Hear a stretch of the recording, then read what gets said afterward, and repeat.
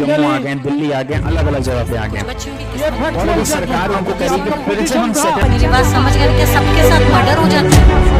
क्या सारी बहुएं जला के मार दी जाती? नमस्कार दोस्तों, मैं विजेंद्र सिंह परमार बाहुजन लॉ अकेडमी में एक बार फिर से आपका बहुत बहुत स्वागत करता हूं। आज मैं आपके साथ बहुत ही गंभीर मुद्दा डिस्कस करने जा रहा हूं। मुद्दा है आईटी कंपनी में काम करने वाले बेंगलुरु के एक इंजीनियर का, जिसकी वाइफ भी एक एक्सेंचर नाम की कंपनी है उसमें काम करती हैं।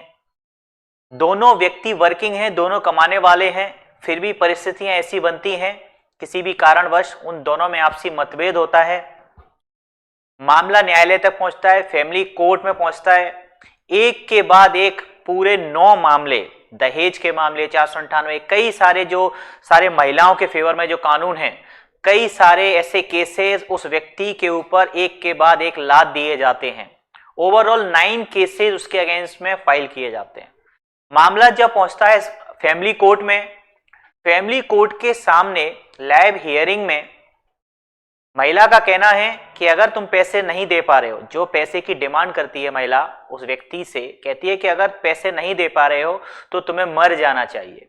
और इस गंभीर टिप्पणी पर जो फैमिली कोर्ट की जो जज थी वो हंसने लगती हैं। ऐसा कहना है जो विक्टिम है अतुल सुभाष, इनके बड़े भाई का।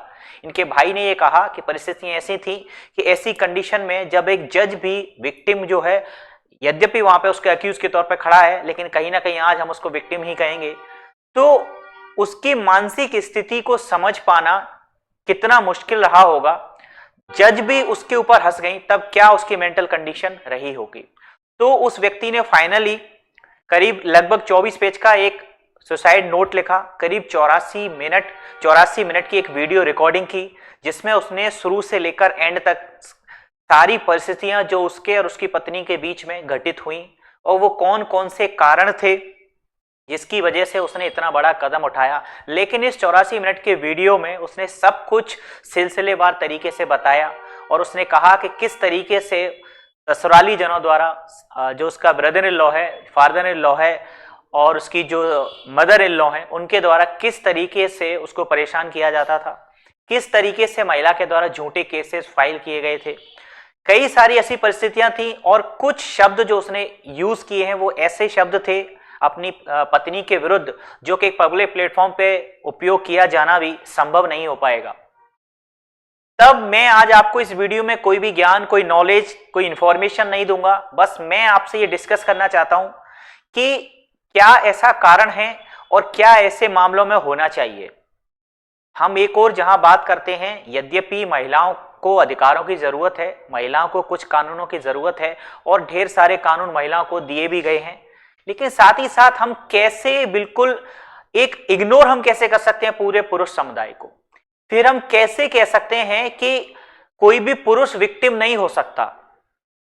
क्या किसी भी मामले में ऐसा हो सकता है कि झूठे केसेस हो, जैसा कि वर्तमान मामले में अभी तक, यद्यपि ये फाइनल नहीं है, लेकिन अभी तक जो नजर आ रहा है। और अगर कोई व्यक्ति सुसाइड जैसा अगर एक महत्वपूर्ण इतना बड़ा कदम अगर उठाता है तो डेफिनेटली बहुत बड़े कारण इसके पीछे रहे होंगे, जो वजह है वो अभी सामने आएंगी।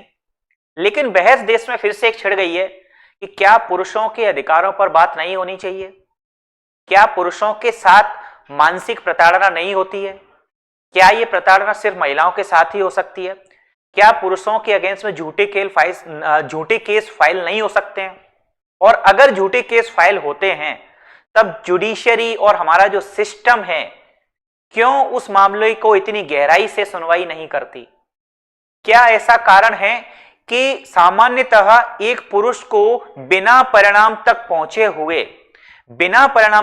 हुए क्यों प्राइमा फेसी आप दोषी मान लेते हो, वह भी तब जब हम उस देश में रहते हैं जहां यह माना जाता है कि एक व्यक्ति निर्दोष होता है जब तक कि वो गिल्टी प्रूव नहीं हो जाता। फिर कैसे ये सिस्टम उसके साथ ऐसा बिहेव करने लगता है कि मानो कि वह अपराधी है, जबकि वह अभी अपराधी नहीं है, वो सिर्फ एक आरोपी है। सिर्फ आरोप लगाए गए हैं और आरोप गलत भी हो सकते हैं।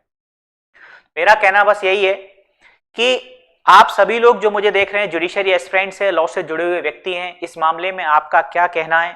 क्या ऐसे कोई कानून होने चाहिए और किस प्रकार से हम जो कानून है उनका दुरुपयोग हो रहा है? निश्चित तौर पे मैं कहीं भी ये नहीं कहता कि ऐसे कानून महिलाओं के फेवर में होने नहीं चाहिए, डेफिनेटली होने चाहिए, क्योंकि एक पूरी सदियों तक, कई सदियों तक महिलाओं ने अत्याचार सहे हैं, तो उनको भी कहीं ना कहीं अपलिफ्ट की जरूरत थी और उसके लिहाज से ये कानून कहीं ना कहीं सही है, इनको गलत करार नहीं दे सकते।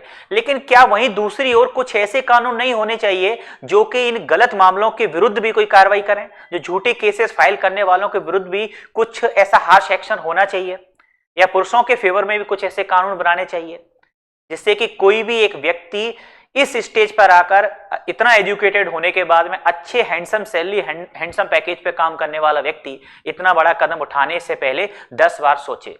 इस बारे में आपका क्या कहना है? कमेंट करके जरूर बताइएगा। वीडियो अगर रिलेवेंट लगा है तो लाइक करें, फ्रेंड्स के साथ शेयर करें और चैनल को सब्सक्राइब करें। धन्यवाद।